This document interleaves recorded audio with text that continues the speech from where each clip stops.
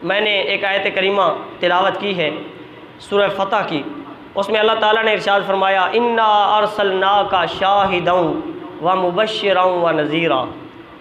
आए महबूब, हमने आपको भेजा गवाह बनाकर, शाहिद बनाकर, गवाह बनाकर और खुशखबरी सुनाने वाला बनाकर और जहन्नम से डर सुनाने वाला बनाकर भेजा। लितुमिनु बिल्लाह, ताकि अल्लाह पर ईमान लाएं लोग, व रसूल ही, और उसके रसूल पर ईमान लाएं, व तुअज़्ज़िरूहु व तुवक़्क़िरूहु, और हर वक्त अपने नबी की ताज़ीम और अदब करें, व तुसब्बिहूहु बुकरतन व असीला, और सुबह शाम अल्लाह की तस्बीह बयान करें, अल्लाह की हम्द बयान करें। इस आयत की अगर पूरी वजाहत बयान की जाए तो ये मुख्तसर वक्त बहुत ही नाकाफ़ी होगा। मैं अपने मौजू के मुताबिक दो चार बातें आप हज़रात के सामने बयान करके बात को मुख्तसर करूँगा।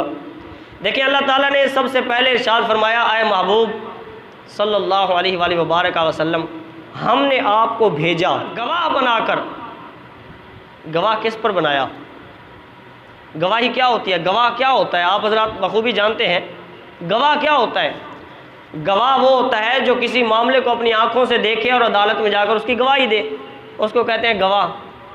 और हुजूर नबी पाक अलैहिस्सलातु वस्सलाम को अल्लाह ने फरमाया कि आए महबूब, हमने आपको गवाह बनाकर भेजा। अब हुजूर किसके गवाह हैं? यकीनन आपका भी यही जवाब होगा कि हुजूर सारी उम्मत के गवाह हैं। किसके? अल्लाह ने फरमाया, आए महबूब, हमने आपको गवाह बनाकर भेजा। भेजा किसकी तरफ? इन लोगों की तरफ, इस उम्मत की हिदायत की तरफ, रहनुमाई की तरफ। तो गवाह भी तो इन्हीं के लिए है ना। तो हुजूर सारी उम्मत के लिए गवाह बनकर तशरीफ़ लाए। और आप हजरात ये भी जानते हैं गवाही बिना देखे तो होती नहीं, बिना देखे गवाही होती ही नहीं। कोई भी गवाह अदालत में जाए और अदालत में जाकर ये कहे कि सर, ये जो वक़ूआ हुआ है, मैं उस वक़्त मौजूद नहीं था, मैंने देखा नहीं था, मुझे इसके बारे में पता नहीं है, कुछ इल्म नहीं है, लेकिन मैं गवाही देने के लिए आया हूँ, तो उल्टा उसी को सज़ा मिल जाएगी कि जब तुमने देखा ही नहीं, जब तुम्हें उसके बारे में पता ही नहीं, तो गवाही किस बात की देने के लिए आए हो? तो कोई पागल इंसान ही ऐसा कर सकता है। गवाही बिना देखे होती नहीं। और हुजूर उम्मत के, पूरी उम्मत के गवाह हैं। यानी जो हुजूर के दौर में थे सहाबा, उनके भी हुजूर गवाह, और जो हुजूर के बाद क़यामत तक उम्मत आएगी उनके भी हुजूर गवाह। गवाही बिना देखे होती नहीं। तो अल्लाह ने गवाह फरमाया ही इसीलिए है क्योंकि अल्लाह तबारक व तआला ये जानता है कि मेरे मुस्तफ़ा, मेरे नबी जो है, ये सारी उम्मत के हालात से बाखबर है, सारी उम्मत के हालात से बाखबर है। उम्मत पर क्या गुजर रही है, उम्मत के हालात कैसे चल रहे हैं, मुस्तफ़ा बाखबर हैं। और अपनी उम्मत के लिए मुस्तफ़ा हर वक्त दुआ गो हैं, दुआ फरमाते हैं। यह हुजूर के हाजिर और नाजिर होने की दलील है। फिर फरमाया, व मुबश्शिरन, ऐ महबूब, हमने आपको खुशखबरी देने वाला सुनाकर, खुशखबरी सुनाने वाला बनाकर भेजा। खुशखबरी किस चीज़ की? खुशखबरी मुस्तफ़ा ने सुनाई जन्नत की। मुस्तफ़ा ने खुशखबरी सुनाई बरोज़ क़यामत अल्लाह के दीदार की। सारी खुशखबरियाँ हुजूर ने अता फरमाई कि जब मुसलमान नेक अमल करके इस दुनिया से जाता है उसके लिए ये खुशखबरियाँ हैं। फिर अल्लाह ने फरमाया, आए महबूब, हमने आपको व नज़ीरा, डर सुनाने वाला बनाकर भेजा। यानी जहाँ पर अल्लाह ने, मेरे मुस्तफ़ा करीम अलैहिस्सलातु वस्सलाम ने जन्नत की खुशखबरियाँ सुनाई, वहाँ जहन्नम से डराया भी कि नेक अमल करोगे तो ये तुम्हारे लिए खुशखबरियाँ हैं, और अगर माज़ अल्लाह तुम बुराइयों की तरफ लग जाओगे तो फिर जहन्नम का डर भी मेरे मुस्तफ़ा ने सुनाया। तो गोया मेरे मुस्तफ़ा करीम अलैहिस्सलातु वस्सलाम ने, आपने इरशाद फरमाया, मुझे अल्लाह ने तुम्हारी तरफ शाहिदों व मुबश्शिरों व नज़ीरा, गवाह बनाकर भेजा, खुशखबरी देने वाला बनाकर भेजा, डर सुनाने वाला बनाकर भेजा, हसीन और जमील बनाकर भेजा, सोने चेहरे वाला बनाकर भेजा। अल्लाह ने मुझे ऐसा बनाकर भेजा कि मेरे चेहरे की कसमें अल्लाह खुद कुरान में खा रहा है। जिस चेहरे की कसमें अल्लाह खुद कुरान में खाए, वद्दुहा वल्लैलि इज़ा सजा। मुस्तफ़ा चादर पहने तो अल्लाह चादर की कसमें खाए। मुस्तफ़ा जिस शहर में रहें अल्लाह उस शहर की कसमें खाए। मुस्तफ़ा का हाथ वो हाथ जिसको अल्लाह अपना हाथ कहे। तो हुजूर का हुस्न वो हुस्न, खुदा की कसम, हुजूर ने फरमाया, मन रआनी फ़क़द रअल हक़, जो खुदा को देखना चाहता है आए मुझ मुस्तफ़ा का दीदार कर ले। तो हज़रत पीर मेर अली शाह साहब ने जब मुस्तफ़ा का चेहरा देखा जब मुस्तफ़ा का दीदार किया ख्वाब की हालत में, जब हुजूर का चेहरा देखा, बेसाख्ता कह पड़े मुख चंद बदर शाशानी, मुख चंद बदर शाशानी, मिलके कह लो मुख चंद बदर शाशानी, मत्थे चमक दिलाट नूरानी, मत्थे चमक दिलाट नूरानी, काली जुल्फ ते अख मस्तानी, काली जुल्फ ते अख मस्तानी, मखमूर अखीन मद भरियाँ। अल्लाह ने मेरे मुस्तफ़ा को सारी शान अता फरमाई, यानी शाहिद भी बनाकर भेजा, खुशखबरियाँ देने वाला बनाकर भी भेजा और जहन्नम से डराने वाला बनाकर भी भेजा। क्यों? इसलिए लितुमिनु बिल्लाह, ताकि तुम अल्लाह को मान लो, ताकि अल्लाह को मान लो, अल्लाह पर ईमान ले आओ। ईमान लाने का मतलब है अल्लाह को मानना, अल्लाह को तस्लीम करना।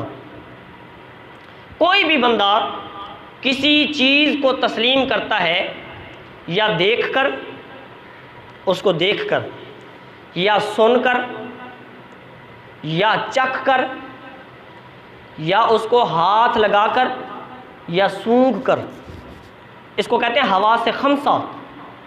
5 हवास हैं, हवा से खमसा 5 चीज़ें हैं जिन चीज़ों से बंदा किसी चीज़ पर ईमान लेकर आता है, किसी चीज़ को तस्लीम करता है, किसी चीज़ को मानता है। और अल्लाह को मानना हवा से खमसा से मुमकिन ही नहीं। जो मैंने 5 चीज़ें बयान की, इन चीज़ों से अल्लाह को मानना मुमकिन ही नहीं। यानी कोई बंदा आप मुझे बता दें जिसने अल्लाह को हाथ लगाया हो, अल्लाह को हाथ लगाया नहीं जा सकता। क्यों? क्योंकि अल्लाह हाथ लगने से पाक है, अल्लाह का जिस्म नहीं है, अल्लाह जिस्म जिस्मानियात से पाक है।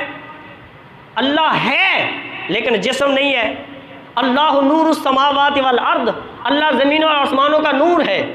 अल्लाह जिस्म से पाक है, किसी ने अल्लाह को हाथ नहीं लगाया। अल्लाह सूंघने से पाक है, कोई ये नहीं कह सकता कि हमने सूंघ कर अल्लाह को माना। अल्लाह की आवाज़ किसने सुनी? उम्मतियों में से, उम्मत मोहम्मदिया में से किसने सुनी? किसी ने नहीं सुनी। अल्लाह तबारक व तआला को किसी ने देखा नहीं, अल्लाह ताला को किसी ने सूंघा नहीं, अल्लाह ताला को किसी ने सुना नहीं, अल्लाह ताला से किसी ने उम्मत में से हम कलाम नहीं हुए, किसी ने अल्लाह को हाथ नहीं लगाया। 5 हवा से खमसा है, 5 में से किसी एक से भी बंदा अल्लाह को नहीं मान सकता। फिर अल्लाह को माना कैसे? फिर अल्लाह पर ईमान लाए कैसे? फिर अल्लाह को तस्लीम किया कैसे? अल्लाह पर ईमान है ना, अल्लाह पर ईमान है ना सबका। अल्लाह एक है, वाहदहु ला शरीक है, उसी ने हमें पैदा किया है, वही हर चीज़ का मालिक है, वही रिज्क देने वाला है, वही औलाद देने वाला है, वही हम सब का मालिक है। ईमान है हमारा। कैसे ईमान है? कैसे माना है आप लोगों ने अल्लाह को? क्या जवाब है इसका? अल्लाह ने फरमाया, ऐ लोगों, मैं जिस्म और जिस्मानियात से पाक हूँ, मैं देखने से पाक हूँ, छूने से पाक हूँ, मैं अपनी आवाज़ तुम्हें सुनाने से पाक हूँ, मैं जनाबे वाला खुशबू नहीं हो कि तुम सूंघ कर मुझ पर ईमान ला सको।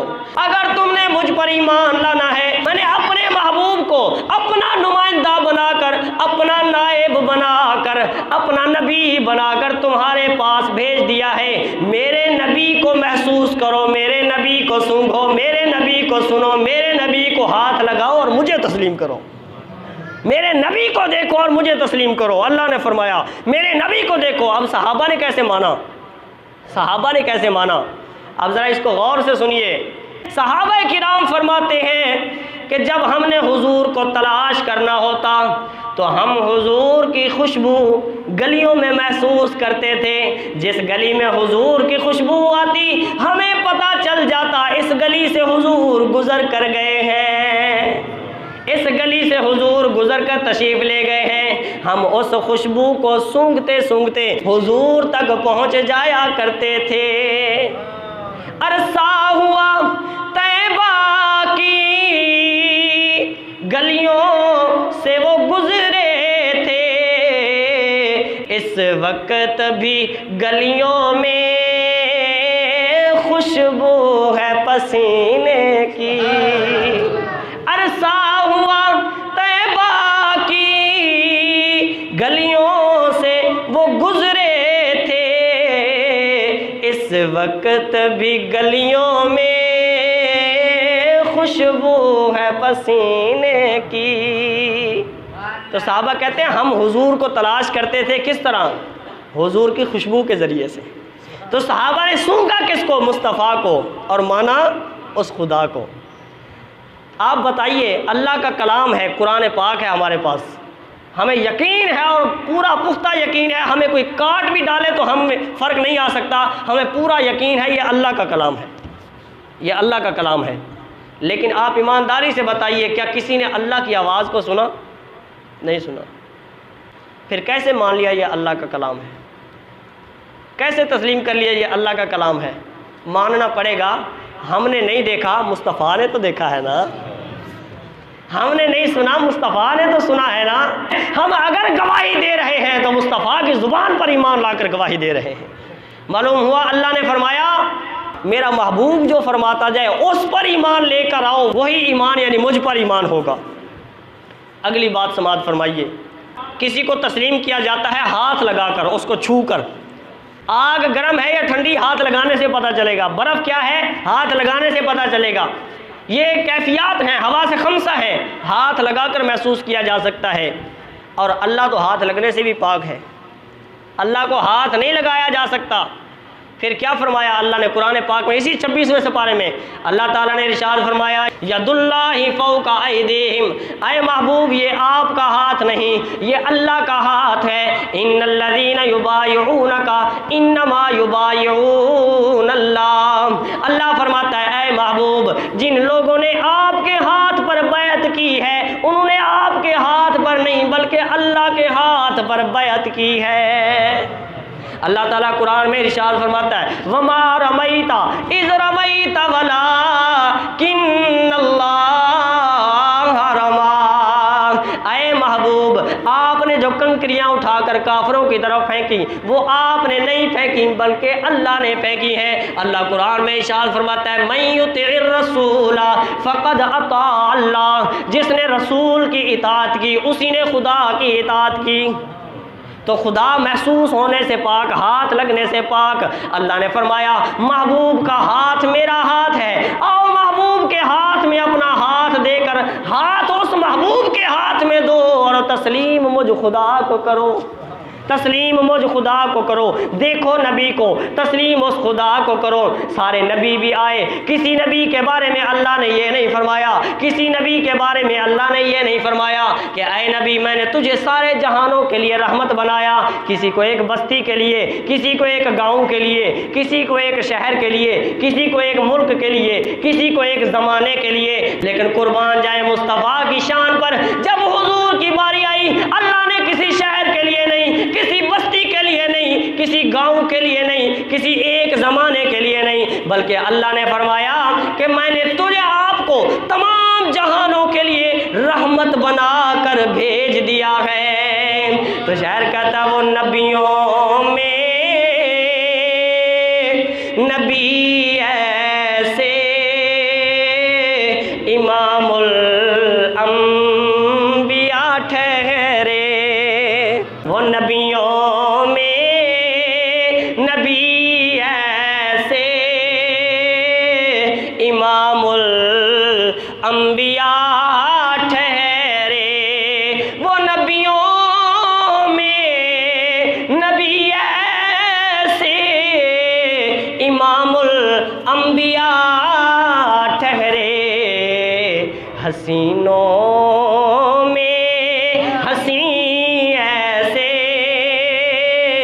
महबूबे खुदा ठहरे, हसीनों में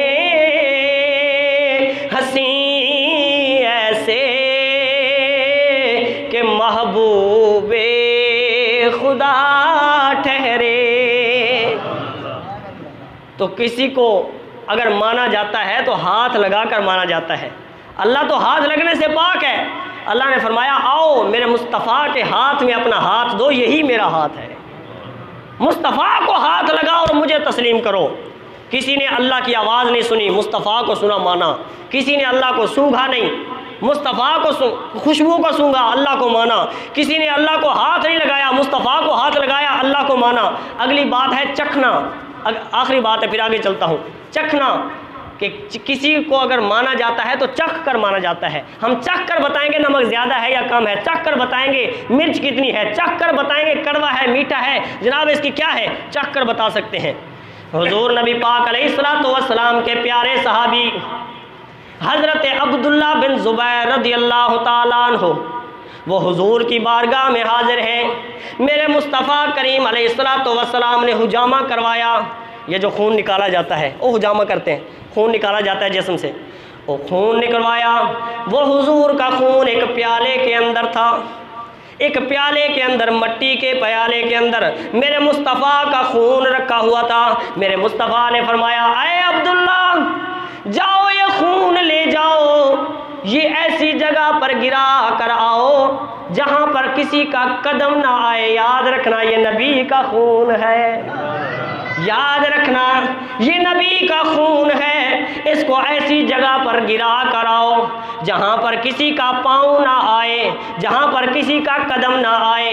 हज़रत अब्दुल्ला बिन ज़ुबैर ने क्या किया, वो खून का प्याला उठाया, जो मुस्तफ़ा का खून था, वो खून का प्याला उठाया, बाहर चले गए, पहाड़ों से आगे चले गए, जंगल से आगे चले गए। जब किसी वैराने में पहुँचे, सोचा इस जगह पर गिरा दूँ, फिर सोचा उस जगह पर गिरा दूँ। मुख्तलिफ जगह देखते देखते दिल में एक ही ख्याल आता था कि कहीं ऐसा ना हो किसी का पाँव इस जगह पर आ जाए। फिर दिल ने गवाही दी,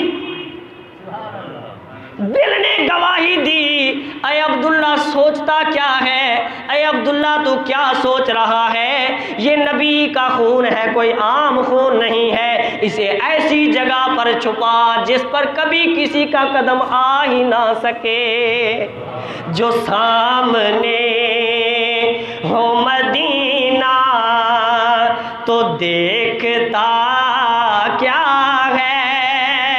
अरे वो काबे का काबा है, तू सोचता क्या है, जो सामने है मदीना। हज़रत अब्दुल्ला बिन ज़ुबैर ने वो खून का प्याला उठाया, उठाकर उसे पी लिया, उसे पी लिया। और जब हुजूर की बारगाह में आए, अर्ज़ करने लगे या रसूल, हुजूर ने पूछा किस जगह पर गिरा कर आए हो। हज़रत अब्दुल्ला बिन ज़ुबैर अर्ज़ करने लगे या रसूल अल्लाह, मैं उसे ऐसी जगह पर गिरा कर, ऐसी खुफिया जगह पर गिरा कर आया हूँ जहाँ पर कभी किसी का पाँव आ ही नहीं सकता। हुजूर मुस्कुरा पड़े, फरमाया तुमने पी तो नहीं लिया कहीं, तुमने पी तो नहीं लिया। तो सहाबाए किराम ने हुजूर के खून को चखा और माना किसको, उस खुदा को।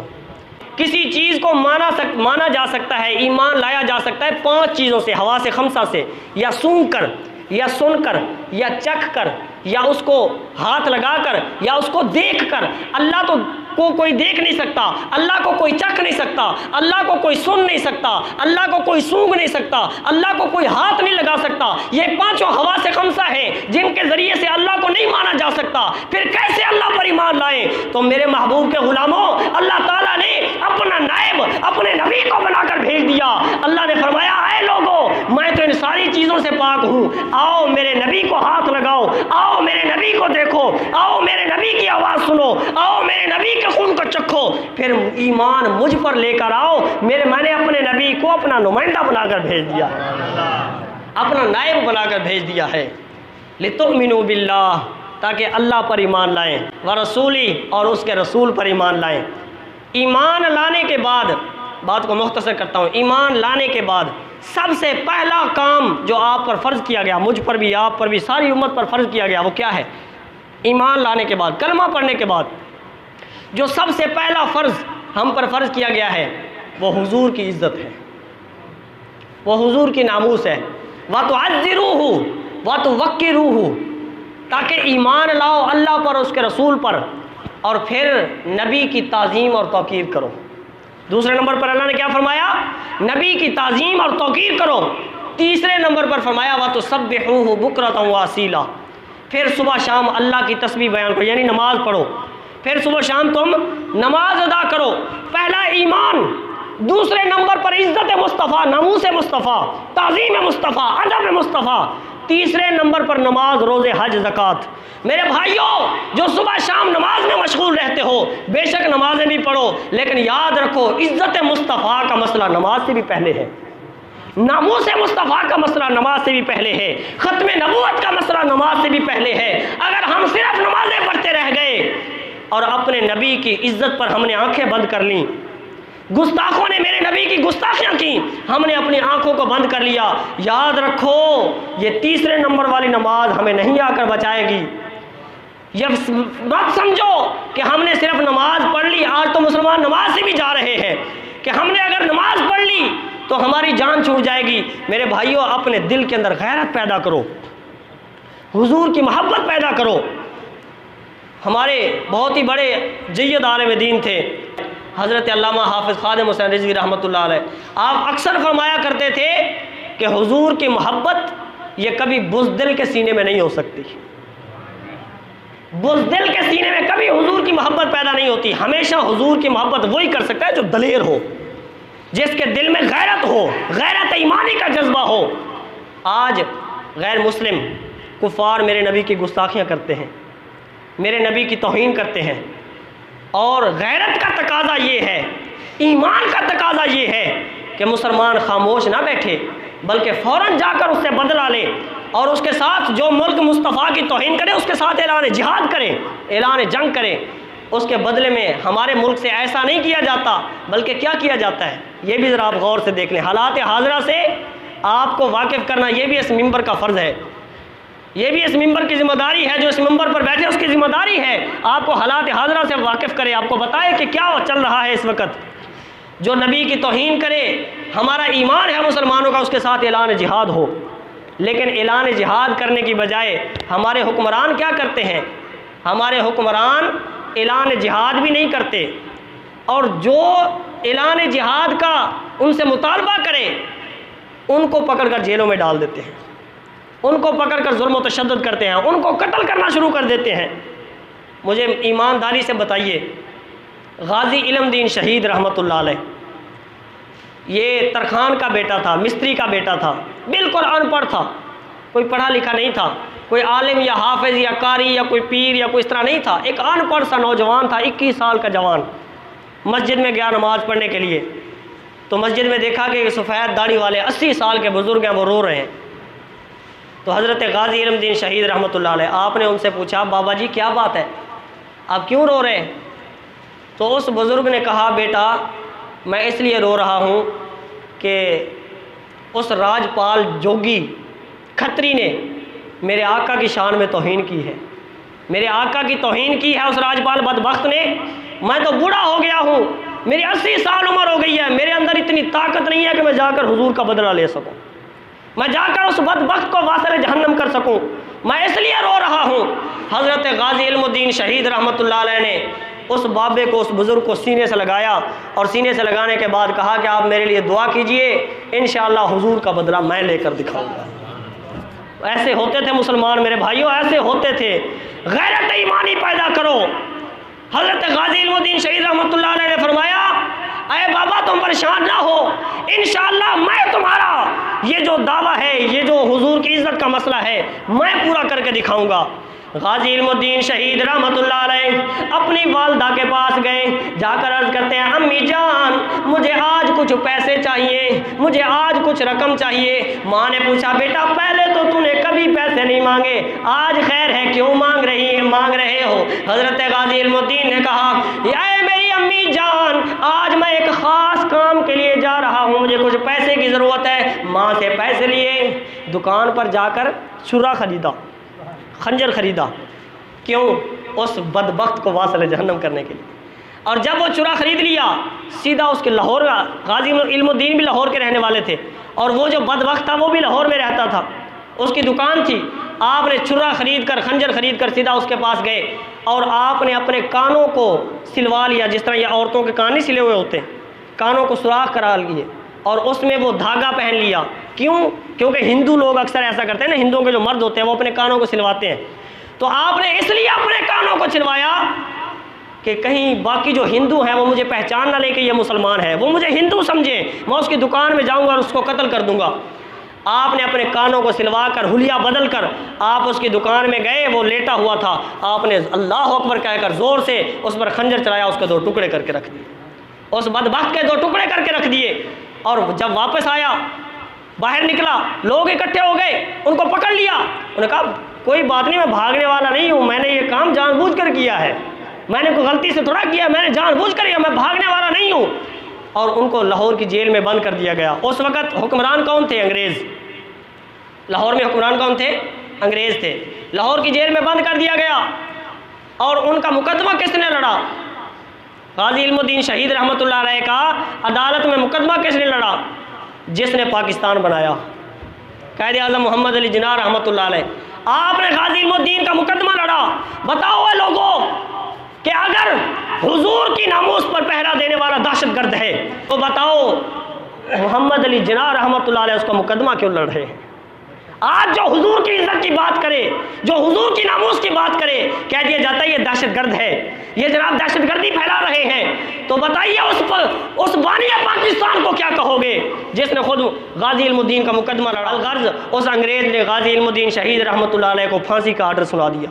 और जब आपका जनाजा हुआ शहादत के बाद, तो अल्लामा इकबाल रहमतुल्लाह अलैह ने भी आपका जनाजा पढ़ा, बड़े बड़े उलमा ने आपका जनाजा पढ़ा। 21 साल का नौजवान, खुदा की कसम मंगनी हुए, 8 दिन हुए थे उनके मंगनी हुए जब उन्होंने ये वाक़या किया था। मैं आपसे पूछना चाहता हूँ मेरे भाइयों, ज़रा गौर कीजिएगा मेरे जुमले पर। गाजी इल्मुद्दीन शहीद को फांसी की सज़ा किसने सुनाई? अंग्रेज़ ने। गाजी अब्दुल कय्यूम को फांसी की सज़ा सुनाई अंग्रेज़ ने। गाजी आमिर चीमा को फांसी की सज़ा सुनाई अंग्रेज़ ने। हमें दुख नहीं है, हकीकत बात है, हमें इस बात का दुख नहीं है। क्यों? क्योंकि वो तो हैं अंग्रेज़, वो तो हैं मेरे नबी के दुश्मन, वो हैं हुजूर की इज़्ज़त के, हुजूर के नामूस के दुश्मन। वो तो अंग्रेज़ हैं ना, कलमा नहीं पढ़ते, उन्होंने सज़ा सुनाई। आप मुझे बताइए गाजी मुमताज़ हुसैन कादरी को किसने सज़ा सुनाई? गाजी मुमताज़ हुसैन कादरी ने भी तो हुजूर की इज़्ज़त पर पहरा दिया है ना। हमें इस चीज़ पर हमारा दिल छलनी है, खुदा की कसम हमें दुख है इस बात पर कि उनको तो गाजी इल्मुद्दीन को या गाजी अब्दुल कय्यूम को काफिरों ने सज़ा सुनाई, गाजी मुमताज़ हुसैन कादरी को तो मुसलमानों ने सज़ा सुनाई। बताइए फिर पाकिस्तान क्यों बना था? जे इश्क नबी नहीं सीने विच वत राज ईमान दा मतलब क्या, वत हिंदुस्तान ठीक आसे इतने नुकसान दा मतलब क्या, और जिथे पाक नबी दी इज्जत नहीं उस पाकिस्तान दा मतलब क्या, जिथे हुजूर की जहाँ पर इज्जत ना हो फिर उस पाकिस्तान का क्या मतलब है? आजकल अब क्या है, फ्रांस, आखिरी बात कर रहा हूँ, मेरी बात ख़त्म है। फ्रांस ने हुजूर की गुस्ताखी की थी, गौर से सुनिएगा, हुजूर की गुस्ताखी की थी और बड़ी सरकारी सतह पर गुस्ताखी की थी। हक तो ये बनता था पाकिस्तान उसके खिलाफ ऐलान जिहाद करता, नहीं किया। तो उलमा ने सिर्फ इतना मुतालबा किया कि उसका जो सफ़ीर पाकिस्तान में है उसको यहाँ से दफ़ा करो। सफ़ीर को भी नहीं निकाल सकते, क्यों? वो सब इकट्ठे हो जाएंगे सारे यहूदी और हमारे खिलाफ हो जाएंगे। मेरे भाइयों, यहूदी जो है ना, जो फ्रांस के यहूदी हैं या हॉलैंड के हैं या डेनमार्क के हैं, दुनिया जानती है, गूगल पर आप सर्च करके देखिए नौजवान, कि उनमें से 90% हरामी है। 90% अपने बाप के नहीं होते, 90% हरामी होते हैं वो।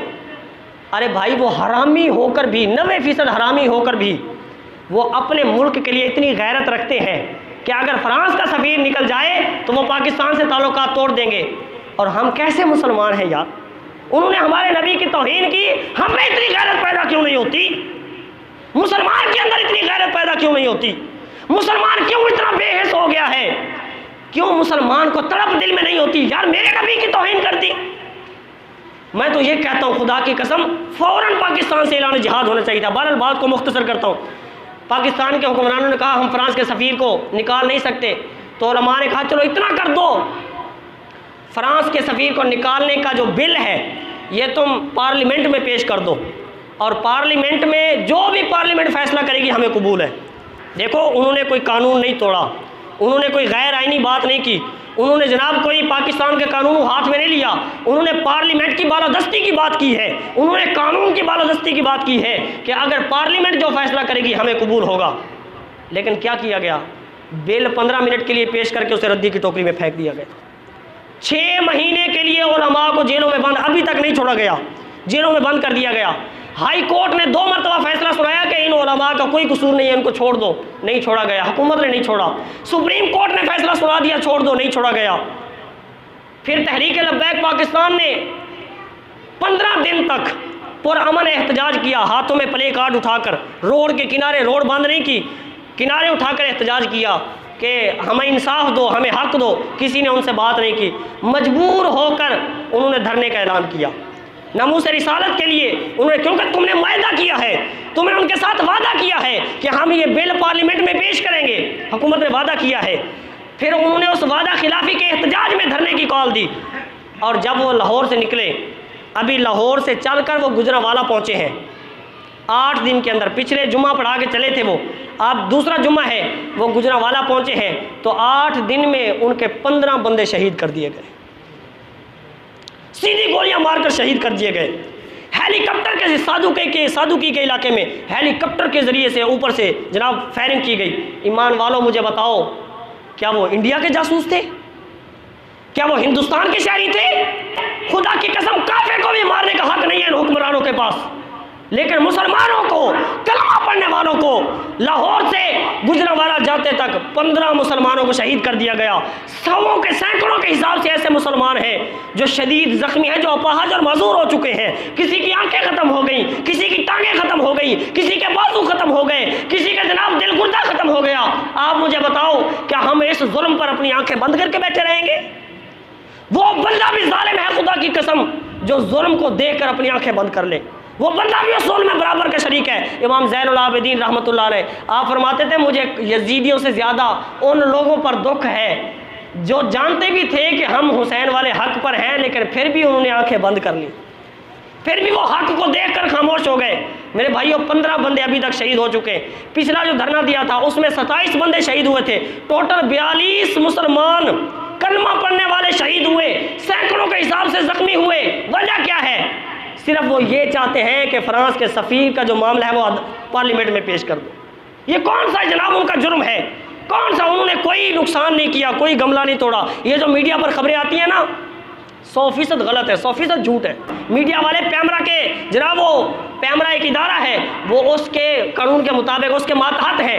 पैमरा जो कहेगा वो बयान करेंगे, जो उससे रोक देगा उसको बयान नहीं करेंगे। और पैमरा गवर्नमेंट है, तो गवर्नमेंट के तहत ये सब कुछ चल रहा है। मेरे भाइयों, वो निहत्ते मुसलमान, उनके पास कोई, अगर कश्मीर में जुल्म हो तो हम खड़े हो जाते हैं, जनाब फ़लस्तीन में जुल्म हो हम खड़े हो जाते हैं, हमारे मुल्क के पाकिस्तान में जुल्म हो तो हम क्यों नहीं खड़े होते? मेरी आपसे सिर्फ इतनी गुजारिश है, आखिरी बात है, सिर्फ इतनी गुजारिश है, जो आप सोशल मीडिया यूज़ करते हैं नौजवान हजरात, वो सोशल मीडिया पर उनकी हिमायत करें, जिस तरीके से भी मुमकिन हो मुसलमानों की हिमायत करें। और वक्त आने पर इंशाअल्लाह हम अपने जान की बाजी भी लगा देंगे, लेकिन हम हक के रास्ते से पीछे नहीं हटेंगे। खुदा की कसम, हुजूर की इज्जत और नामूस के लिए जो बंदा जेल में जाए, सबसे बड़ी इबादत ही ये इबादत है। अल्लाह ताला हम सबको ये सआदत नसीब फरमाए। वाखिर